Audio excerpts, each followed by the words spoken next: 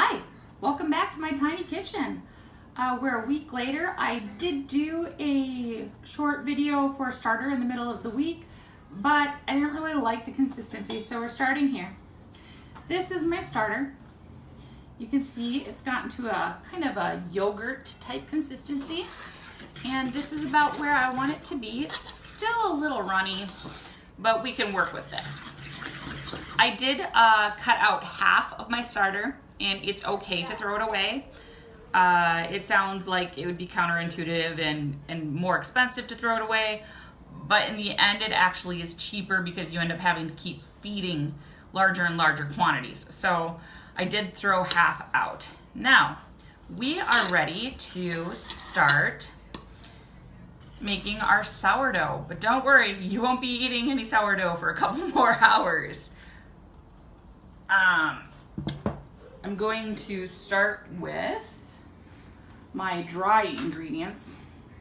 And I want you to know that this recipe comes from Natural Fertility and Wellness, and I will be putting a link in the description. So in this bowl, we're going to start with our dry ingredients. I have 1 cup of tapioca flour,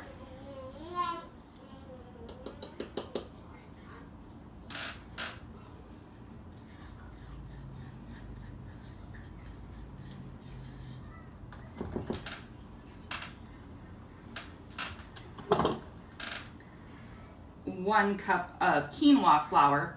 Now in their recipe they use millet, but I grind quinoa flour already with my Wonder Mill, so we're just going to use what I have on hand.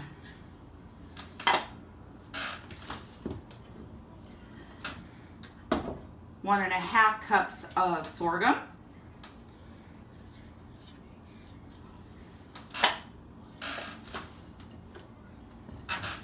And 1 cup of oat flour, also another one that I ground myself in my Wonder Mill. Just gonna move some of these bowls out of the way.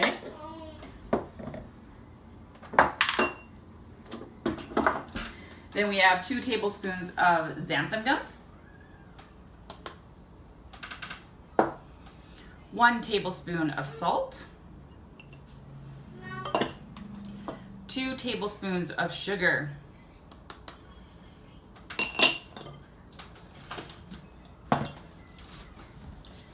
I'm going to give them a quick mix to stir them in.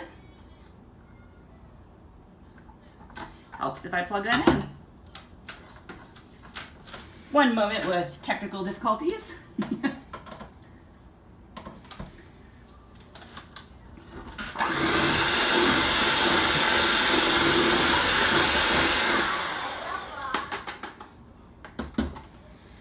And set aside. Next we'll do our liquid, and this is where you get your starter. We're going to use 2 cups of starter.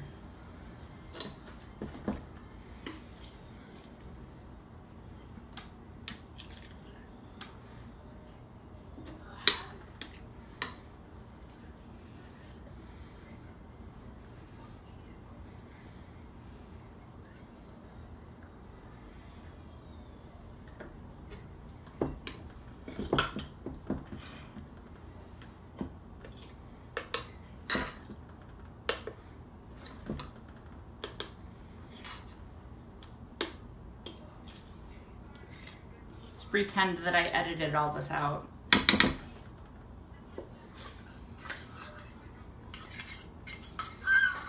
It has a nice yeasty smell to it.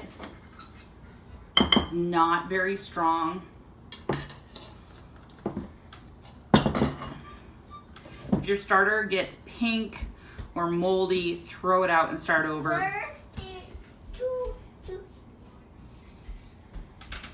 And this is 1/3 cup of butter that my sons helped to churn up.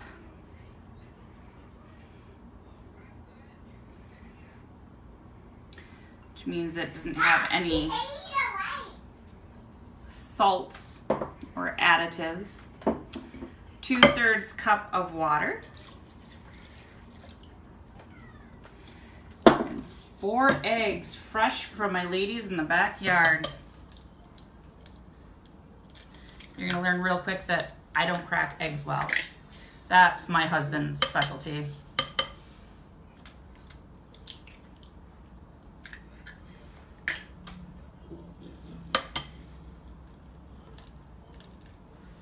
If you're wondering, I have Plymouth Rocks, a few random bantams, and a Fiaumi, an Egyptian Fiaumi.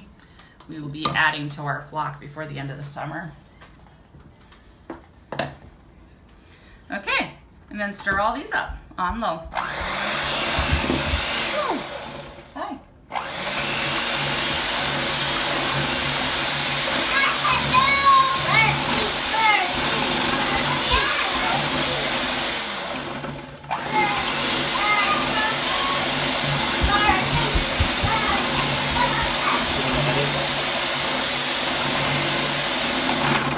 Okay, whoops.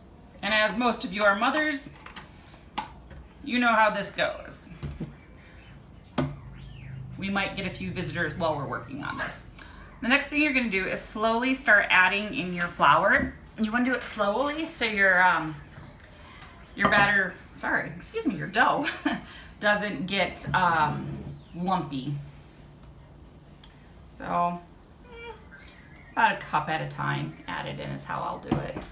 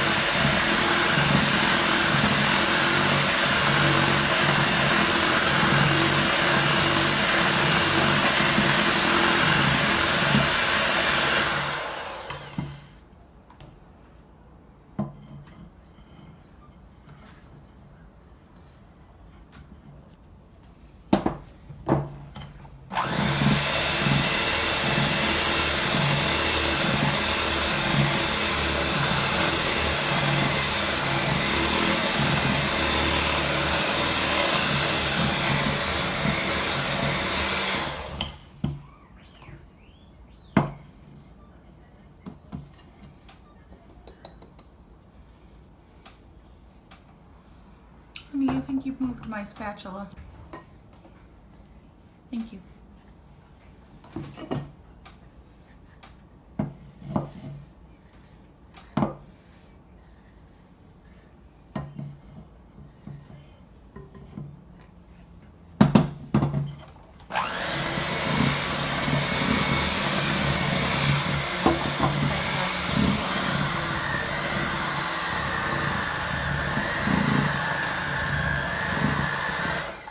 You stole my spatula again.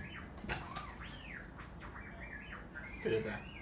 And as most of you are mothers, you're also wives, and you know about your husband stealing spatulas.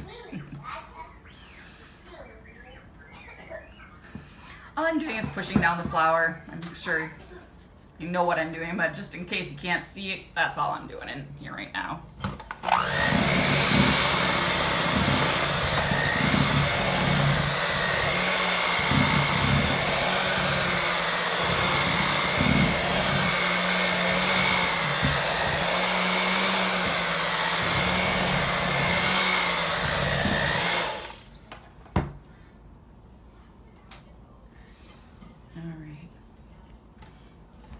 That's almost done.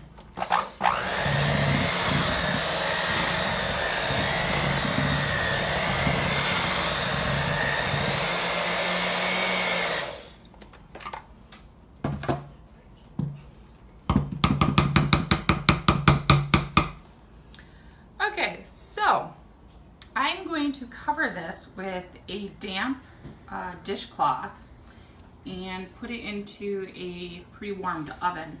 When I'm pre-warming an oven, don't mind me, I use my fingers a lot. I'm sure that there's people that are cringing right now that I'm touching all this dough. Don't worry, I washed my hands.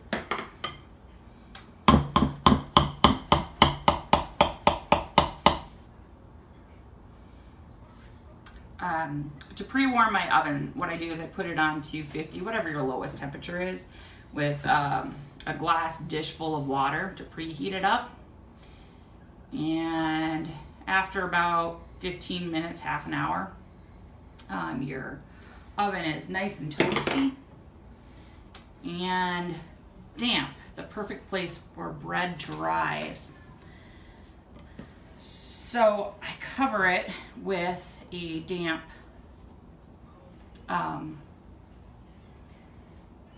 dish towel.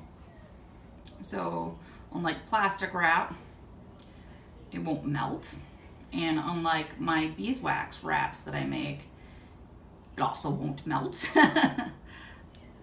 And in 4 to 6 hours, we will come back and we will make our sourdough. If there's any questions, go ahead and leave them in the comment section, and have a wonderful rest of your weekend. Shine on.